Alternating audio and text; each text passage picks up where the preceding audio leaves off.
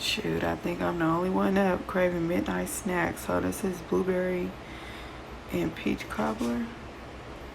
We're gonna have it with some Haagen-Dazs ice cream. All right, this is it, midnight snacks. You could take your little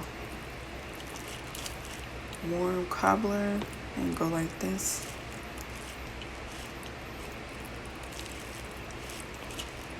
I had some left over.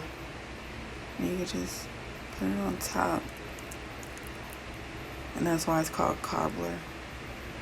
Y'all have some midnight snacks with me. It's gonna be good. It's kind of sliding off because it's melting. This is it, midnight snacks, guys. So good. I'm ready to tear it up, tear it up, tear it up.